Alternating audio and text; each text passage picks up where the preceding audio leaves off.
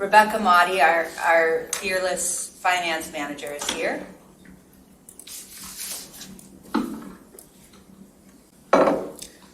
Welcome, everybody. We've got Kathleen Brandt, Alice Owings, Diane Benson, Jan Medaw, Joe Pattinson, who I think might be Rob Pattinson, Pat Stein, and Pam Boyd. Hi, everybody.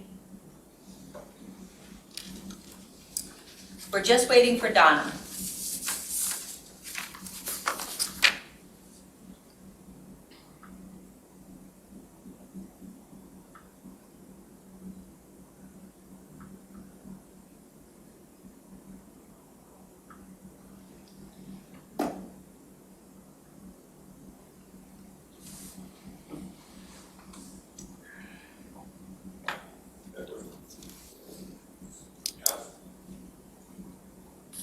And Caroline Altomar.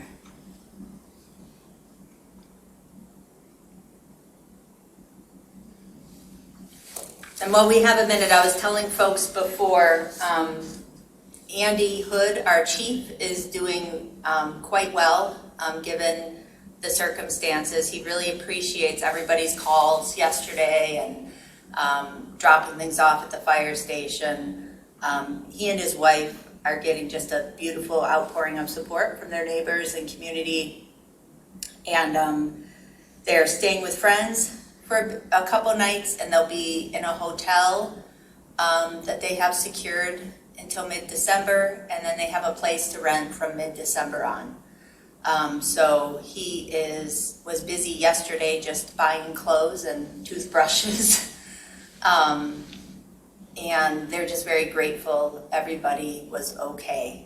The Saline Fire Department is investigating, but it sounds like it was just one of those things that happens. So it started in the garage, and it seems to have been an accidental, unclear what started it, sort of a fire. So I'm sure he'll have a lot of lessons for us afterward. I can only imagine what Andy's going to learn from this. So, hello, Jillian.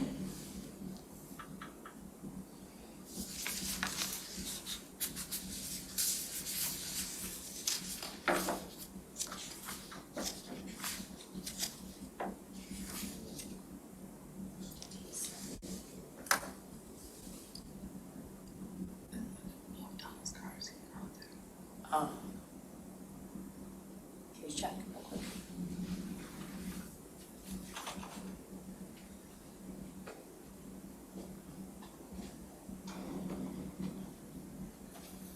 Hey, everybody. No, she's not here. Okay. So Donna said she'd be able to come to the meeting. Alec last night and this morning, Will both said they were suddenly unavailable for the meeting.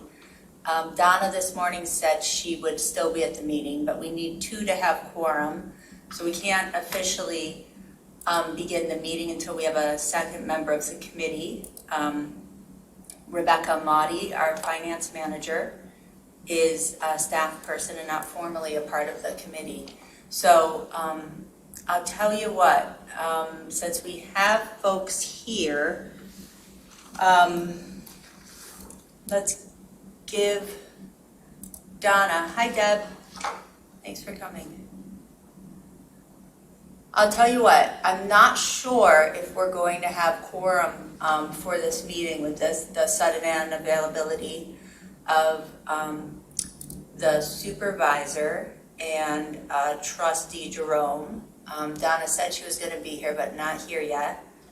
But I appreciate everybody being here to tune in. We've got 13 people here, plus Rebecca for the Budget and Finance Committee. A lot of issues to talk about. And while we can't have the meeting, what I would suggest is maybe we just open it up for a little bit for informal public forum. And I will just listen. Everybody feel free to turn on your videos if you wish, but I would love to hear from all of you at least about what you're interested in related to budget and finance or any other township issue. Marty Mayo recently and others have talked about the need for us to do more office hours or coffee hours or whatever it is, which I'm totally down with. So let's take this opportunity to do that now. Does that sound okay to everybody? Yes. All right, great. So, yeah, there are no time limits, no rules. I would just love to. There you go. Thank you. Yeah, I would just love to hear from anybody who wants to speak, ask questions, and we can just have a conversation. Kathleen Brandt here. Hi, Kathleen. Hey, I would like to personally thank Rebecca for all the hard work she did getting the audit together. Citizens really appreciate everything you do. Thank you, I appreciate it. Yeah. Rebecca, we've had a lot of work piling on, Sandy and Rebecca, but especially Rebecca, and hope to bring a proposal Tuesday to get her some help. I have a question. Hi, Pam. Hi.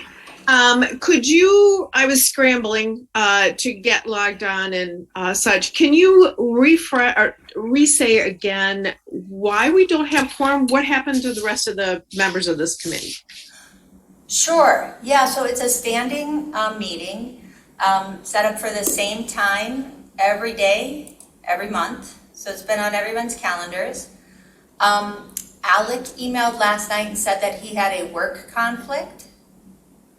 Will emailed this morning and said he would also be unable to make it, which is not really a problem for quorum because he's a ex officio member and there's kind of debate, on if they count for quorum or not, or voting or not. We haven't ever really had to split hairs about it until today. So I asked Donna, who is a member. It's Donna, Alec, and me, plus Will is ex officio, if she would be able to make it, knowing that we would then have 2 out of 3 and be able to have our meeting. And she said that it was on her calendar. So something might have come up, I don't know. But here we are with... Well, it's concerning to me because this is another way to interfere with you being able to do your job. And I see it as a blatant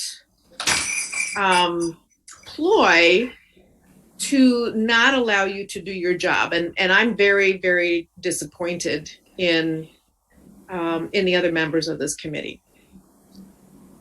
Yeah, it's interesting. I was thinking about that issue today, Pam, and when we talked about rules of order, we all kind of laughed about that provision in there when we talked about, the call of the board, what happens when people don't show up.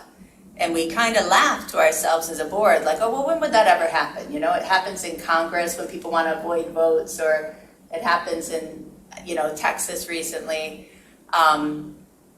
But yeah, I mean, it's certainly a way to not do the work of the township. I don't think, well, it may be targeted at me. I'm not concerned about me. I'm just concerned about, the work of the township and the budget and finance effort. The whole point of setting forth a public committee was to get policies in place, a budgeting process more transparent to support our finance staff. And we've done a lot of those things in the last couple of years, imperfectly, as everything is.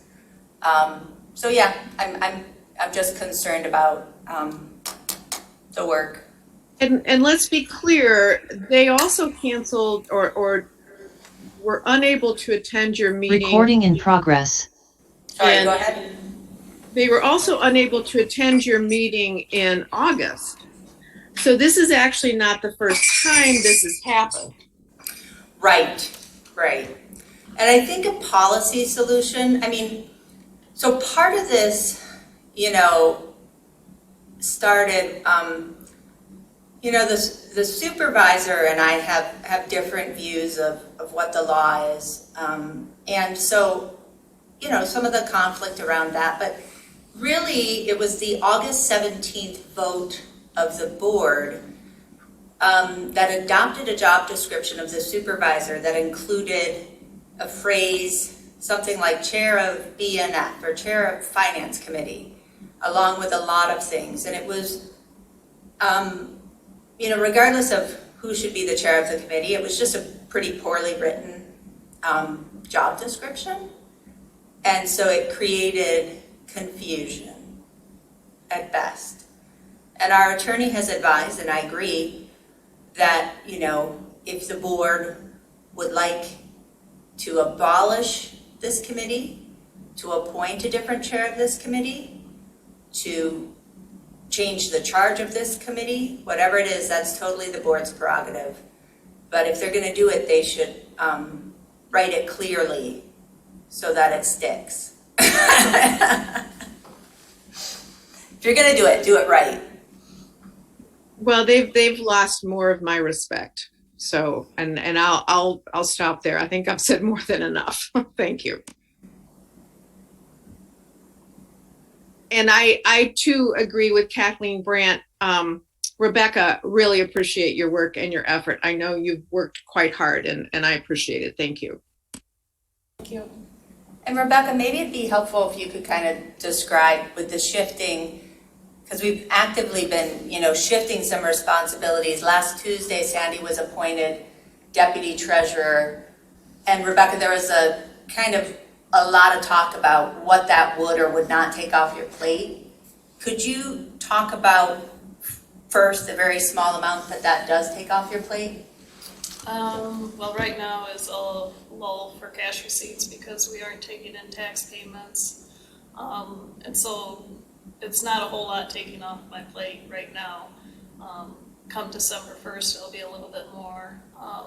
But I am still training a little bit on cash receipts, and I will have to train on tax disbursement and how we do that. And so it's going to take more time to train than just to do it myself at this point, but it is something getting taken off my plate. But I've had a lot of other things shifted to my plate, so it's too much for one person to do. Yeah, and in any other office with finance has not just 2 people. We should definitely have an equivalent of 2 FTE, which is, since the administration committee, when we talked about, the need, Sandy and Rebecca have needed help for a long time. Okay, I think we all agree. The idea of the deputy treasurer makes a lot of sense. And it's a chance to segregate the duties. And so we need to go from a 2 FTE equivalent to 3 FTE equivalent. And so now the shifting is there, but we still now have this vacant finance director position, which we're reworking. And Rebecca and I actually kindly, Diane Benson, thank you, Diane, is still volunteering her services for the good of the township, and is going to be meeting with us tomorrow to work on the proposal that I'll be bringing Tuesday night to the board, unfortunately without the supervisor or treasurer support. But, that's just the nature of where we're at right now is statutorily, I'm responsible for finance. Additionally, the board has placed the responsibility for grants management on the clerk, as well as accounts receivable. Now, those are 2 areas that are growing. You haven't done much in grants, haven't done much in accounts receivable, so they're whole new systems. Accounts receivable is in a whole new system. We implemented some new processes, but grants, there are a lot of grants this year. Yeah. And we will be doing a single audit too because of the threshold. Right. And with the audit preparation, all the audit should be of existing records, but chronically, year after year, and I went back and looked at the GL records for about 12 years, and whether it's the budget, the footnote from the auditor that the supervisor spoke at length about at the last meeting about being over budget and an expenditure, it's a problem. But when I look back and see why that is because we've been so chronically behind in our financial reporting. So, we need to dig ourselves out and, behave more like a big girl township in 2021 and have enough dedicated staff. And I'll also say both Rebecca and Sandy have done a very good job over the years, but stepping into this organization just 2 years ago, it's jaw-dropping to see the lack of professional development and training and support provided. It's all kind of each person been out there on their own trying to get it done instead of there being more of a culture around that. So everybody, this is not a meeting. This is a public forum with no rules, and you all are such well-behaved Midwesterners. You're still raising your Zoom hands, but just speak. Hi, this is Caroline. How are you? Hi, Caroline. So I just, first, I have one quick question. What is the population roughly of Scio Township? Roughly? 17.5. Okay. And so let me just understand this right. So there's this budget meeting, which is on the calendar, which is a given thing. And 3 people who are supposed to be there, well, Hathaway is not necessarily have to be there, but between Jerome and Palmer, it's been on there. They know all about it. And so they're like essentially on strike. What's the deal? Yeah. I don't understand this. In any business, something that's a regular thing that's important, it's your job, it's part of your job description.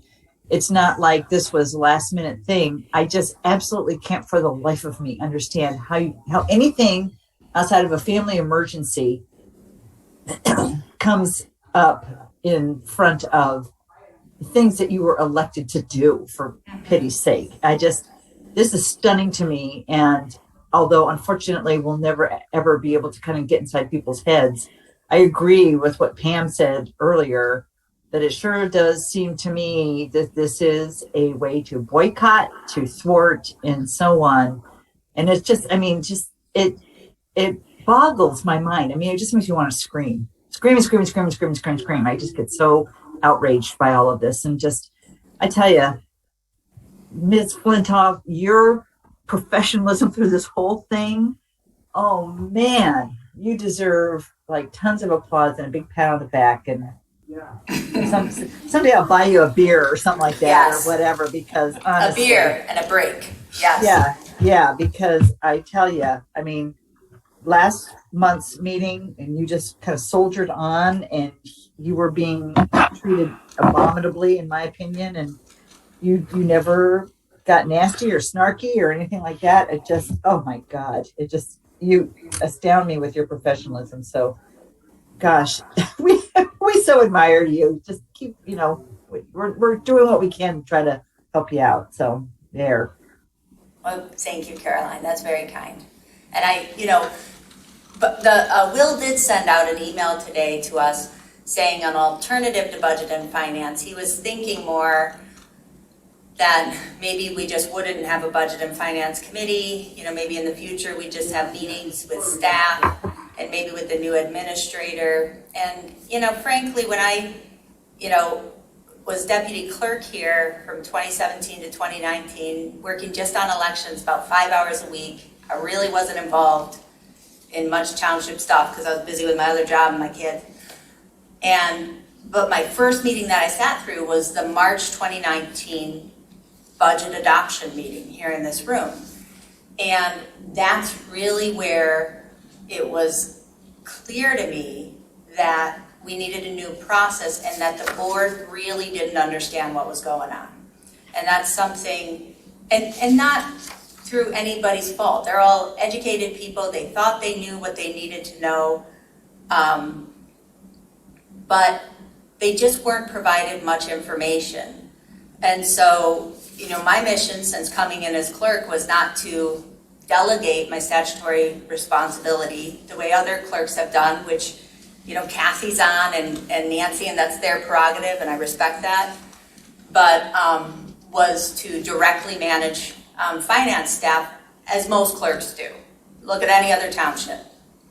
It's under the clerk. It's under the clerk. But here we've always had this oddball thing of a manager, and so it's under the manager, or kind of not under anybody.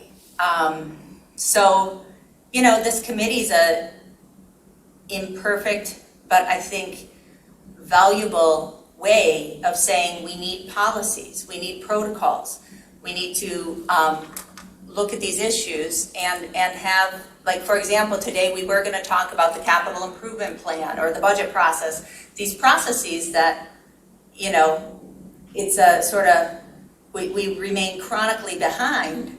And I know our supervisor's working on the capital improvement plan, which is exciting, so hopefully we'll hear about that, and he's going to work on the budget process, so we'll hear about that. So, I mean, there is a small role for the supervisor to prepare and present the budget, and he wants to do that, and the board wants him to do that, so that'll be fine, that'll be great. I'm glad to have a supervisor who's interested in the numbers. But that is just a sliver of the work every year. The budget and the audit are not the two big events of the year. It's the ongoing day-to-day work of keeping this place running. So anyways, anybody else want to chat? We're having a public forum. Diane Benson, Kathleen Brandt, Pat Stein, Alice Owings, Caroline, Deb W, Jan Medaw. Here's Diane. Yeah, everybody turn on your cameras. We feel lonely. I had to make sure like my hair looked okay. Are you kidding me? It looks fabulous. And you've got the background all blurred. Yeah, It's I know. Yeah, you know. You can't see the junk behind me. Very clever. First of all, I also want to thank Rebecca for all that she's done in dealing with a family situation during all this time period. She was when I was in the township working, she was always there to answer my questions and help in many, many ways. So I do have a question. So all this unfinished business and new business, are you going to try to get that on the agenda for the next board meeting? Yeah. Okay. So let me see. Yeah. The stuff that we need to, definitely, tomorrow Diane is meeting with Rebecca and me to, talk about my sketch for the proposal Tuesday.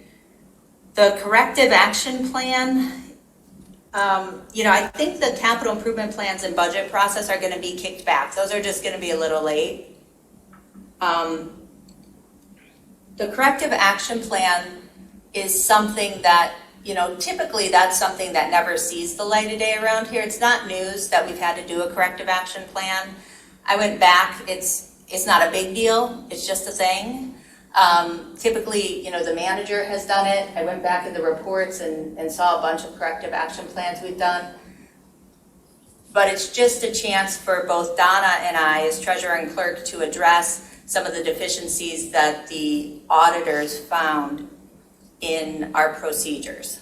So, things like, an area where our expenditure went over our budget, or where the investment reports weren't presented to the board by the treasurer on a quarterly basis, or things like that. So some are violations of statute, some are just bad practices. So we just have to write up how we're going to fix those things.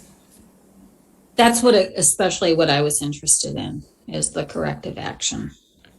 Yeah, that's what we'll talk most about. I don't know that I'll bring it to the board. The corrective action, what's interesting about the expenditures and the budget, which was not an audit finding, but it does come up in the Accounting Procedures Act, is I was kind of digging into that and looking at why did that happen this year but not prior years. And, you know, I need to dig a little more, talk more with Sandy about it, but I will say it appears that, you know, when I tell you all, we haven't been keeping our books up to date, we're chronically behind, that catches up at the end of the fiscal year. So we're required by law to adopt a balanced budget. Our fiscal year ends March 31st, so prior to March 31st, the board has to have adopted whatever budget amendments are required so that our expenditures do not go above our budgeted amounts by March 31st. Well, every year we also get invoices late for services provided March 31st.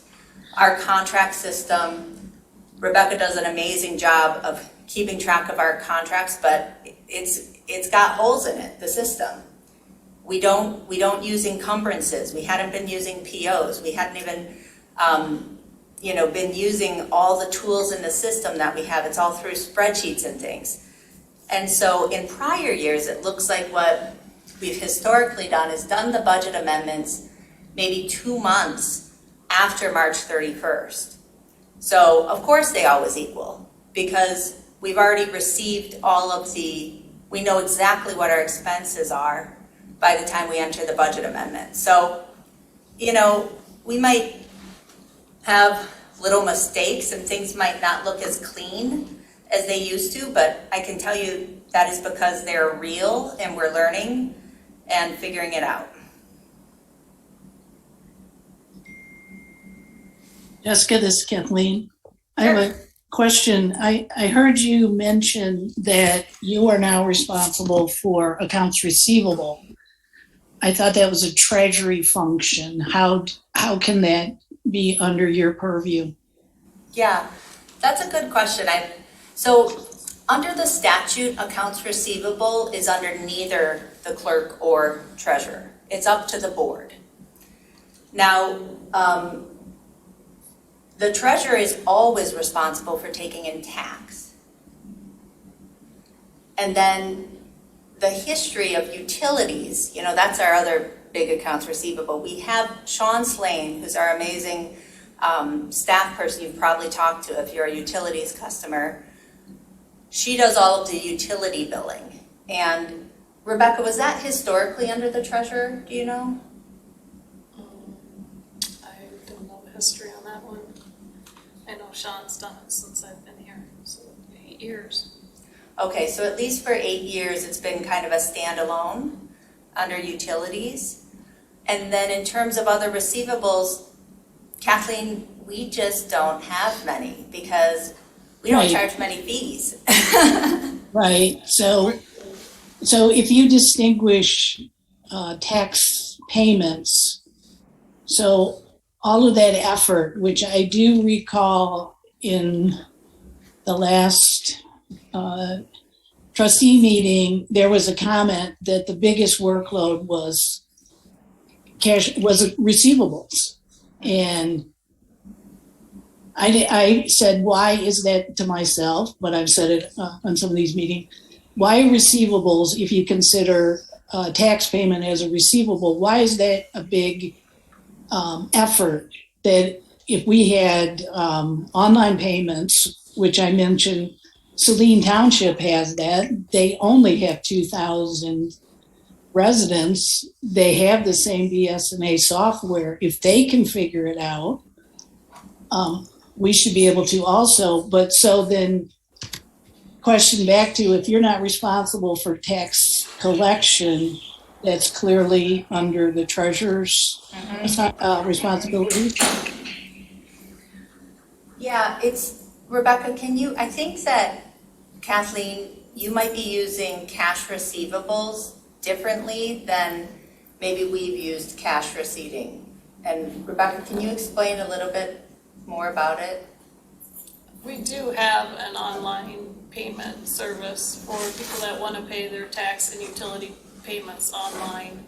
It's just we have a majority of residents that like to bring their payment to the counter or in the drop box or the mail still. So it may not be by cash, it's Yeah. usually by check. Yeah, but we do accept cash too. Yeah. Right, so you're saying that's part of your receivables, and why isn't the treasurer doing that activity? She is. She is. Yeah, she is. Okay. The additional accounts receivable that we're talking about were additional things that we're going to ramp up. We just had a good meeting with Assistant Chief Armstrong. I want to welcome Donna. She just joined. It took me forever to get all the bank docs changed. Oh, yeah. No, Donna Let me just move joined. over there. Yeah? Okay. Thanks, Donna. So, and Donna, correct me if I'm not correct on any of this, but the additional accounts receivable that we're going to build out is really with the fire prevention program, which is pretty exciting. Thank goodness we created the full-time assistant chief position because we needed our assistant chief to back up Andy starting this week. And also, they have a part-time temporary administrative assistant at the fire station, Terry Soav, a wonderful Scio resident who's over there. And Rebecca was kind enough to lead us through a meeting to start setting up how we're going to be billing the roughly 900 businesses who will be paying an inspection fee to be inspected. So there's just some small pieces like that, Kathleen. It's not a big area of work, any of the accounts receivables outside of obviously tax and then utilities a second. So, Donna, welcome. I have one last question. Is there space or can you accept volunteers to come in and help you from the community? Oh, that is so kind. For what?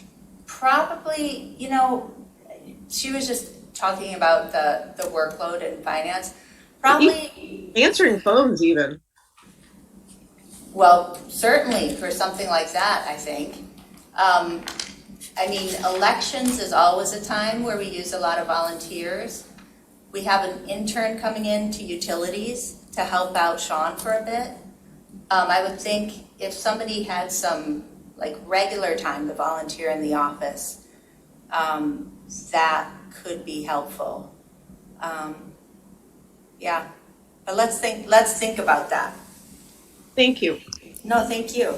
This is Pat Stein here. Before you actually begin your meeting officially, can I save a few things still?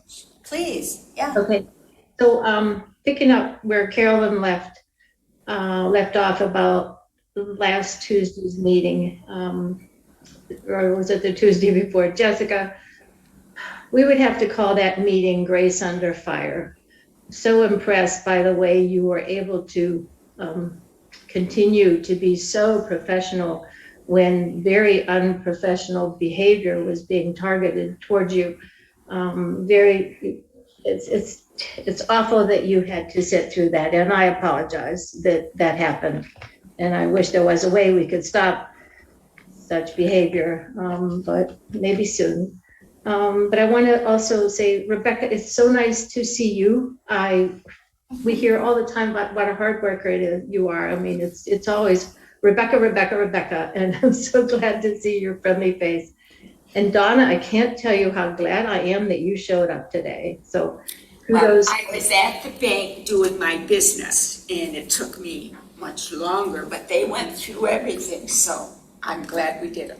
Yeah, well, good to see you. And Thank then you. one final question. We talked about the rules of order. I know that there were the beginning steps of getting those in place, but when are we going to, when are the rules of order going to be finalized? Mm-hmm. We don't have a date on that. Donna, Will, and I intend to sit down Monday. The board asked that we bring back a second draft. I don't think there's much to do to update the drafts. The choices were pretty straightforward. But I don't know. I would, I hope soon. I think since we first talked about them in September, some additional things have kind of come to my mind about things that have bearing on the rules, but hopefully soon. I don't know. Again, the board has empowered the supervisor to solely set the proposed agenda, which is, well, it's been tradition, it's been much more stringent. And so,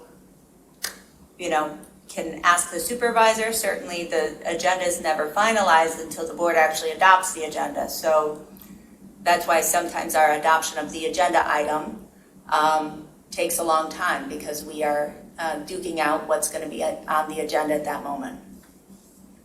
Thank you. Any last comments before we start the meeting?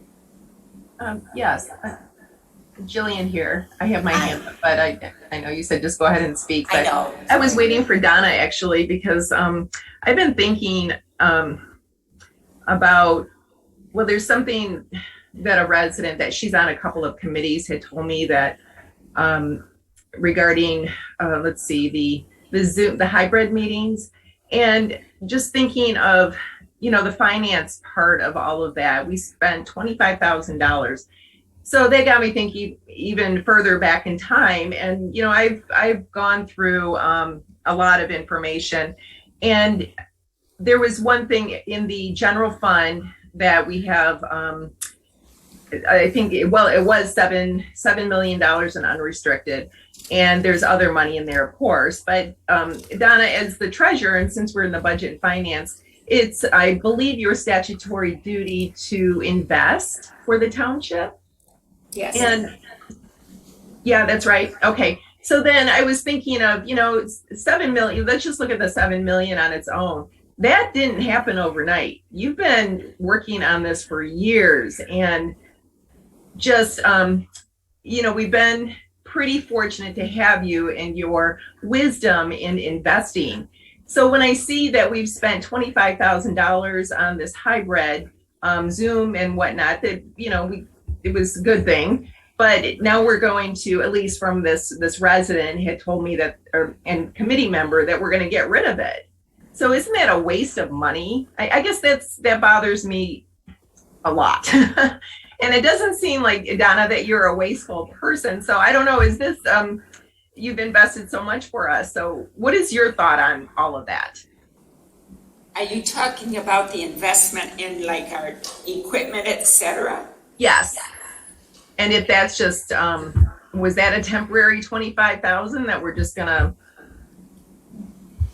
Well, and Yeah. Jessica can also weigh in on this. We invested in equipment to give the public an opportunity to participate with Zoom, et cetera. And none of this kind of thing is cheap. It is a lot of money, and I think there is discussion on this availability, perhaps moving forward. Right now, we're under the guise of the law, but it is just, we are talking about what the future may bring. So it's always a lot of money. When it comes to technology, it just blows my mind. But if we had to do it, we felt we did it to help you people participate. And of course, that was part of the decree. You need to provide a way. And that's what it cost. And don't you wonder sometimes if the demand, well, it seems that's free enterprise also creates the cost in part. But my goal will be to use this expenditure wisely. And we've been able to use it for other things also, like we had a CPR class in here, and the technology helped with the training during that too. Yeah, that was really nice. Yeah. And I think at home you can't see, the cost are some nice microphones, a couple screens, and 3 cameras. Deb? Yeah, I just wanted to thank Donna for her remarks on citizen remote participation.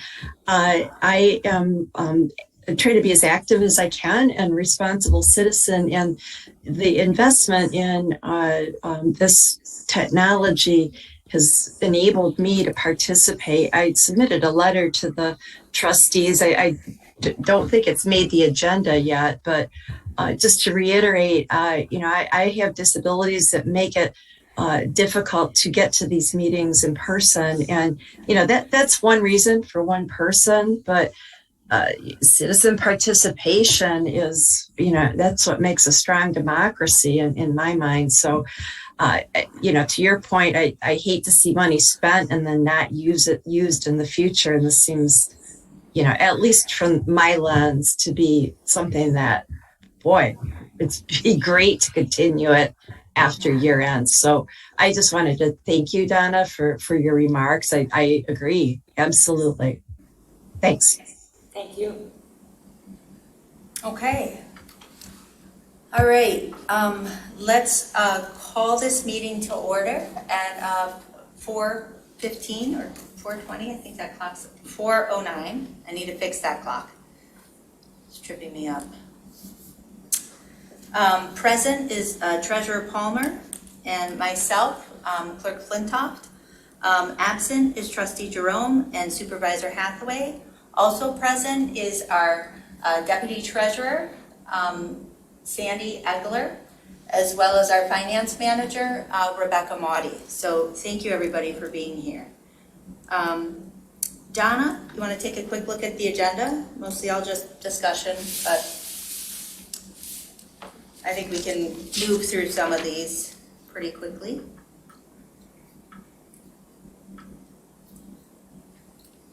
Is there a motion to approve the agenda as presented? I'll move. Okay, and I'll support. All in favor, say aye. Aye. Aye. Easy, 2. We have 2 points for public comment. I will ask if we'll also have some time at the end. Is there any public comment? No, we just had an impromptu public forum. Thank you, and there are 15 people in attendance, so thank you. No public comment. Actually, Jessica, sorry, it's Alice Owings. Oh, I'm sorry, Alice. I didn't see your hand. Hi, Alice. I didn't get my hand up. Sorry. I was No problem. just kind of rushing a little bit, and I hope I hope I understood things, but I guess I am a little confused. I'm